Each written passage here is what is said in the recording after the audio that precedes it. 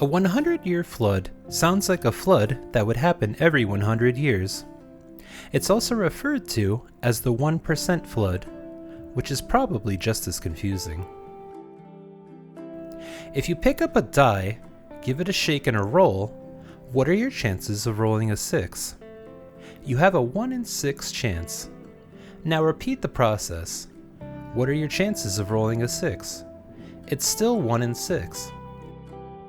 If your home flooded in a 100-year flood last year, in theory, it has the same chance to flood next year, which is a 1 in 100 chance. These statistics are based on historical flood data, but climate change is increasing rainfall intensity and causing sea levels to rise. So next year's 1 in 100 chance flood event could have more rain and deeper flooding. Unfortunately, flood damage isn't covered by typical homeowners or renters insurance policies. Cities participate in FEMA's National Flood Insurance Program, which requires policies in the highest flood risk areas. FEMA maps high flood risk areas, but these can be based on outdated information and don't look at all kinds of flooding. So we also need to look to other sources to get the full picture of flooding. In addition to FEMA flood maps, other information can help assess your risk. NJ Flood Mapper is a great tool to look at all this information at once. It includes, for example, the FEMA maps, which we just talked about, but it also includes the sea level rise projections that we talked about. It also includes what is hurricane inundation mapping, and it's, you can kind of zoom into, your favorite, where your house is, or your favorite restaurant, or kind of, your town, and see what the sea level rise or flood inundation might look like. Fortunately, there are many ways we can prepare for climate change and increase our resilience. It's a term we've used a lot, but what does it mean exactly? New Jersey defines climate resilience. We've defined it in the statewide climate change resilience strategy as the ability of social and ecological systems to absorb and adapt to shocks and stresses resulting from a changing climate while becoming better positioned to respond in the future. How do we come up with a plan of action for shaping resilient communities that is inclusive of everyone? We can start by asking what we want our communities to look like in the future. What do we want our relationship with water to look like?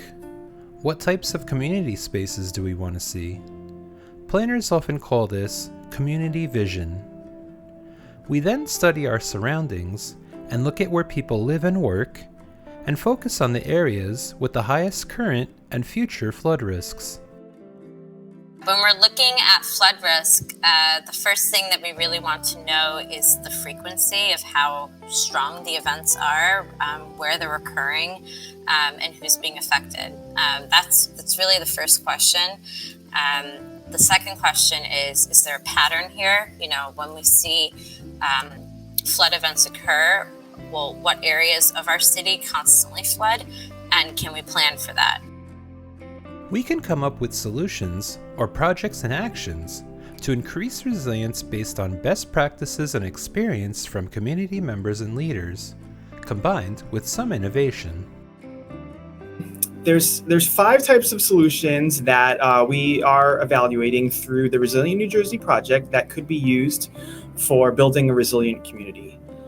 Those include physical and nature-based solutions, construction of green infrastructure such as rain gardens or reconstructed wetlands, recommended changes to policies and governance, and those could include incentives or requirements for private developers to include green infrastructure in their development projects. There's outreach, education, and capacity building.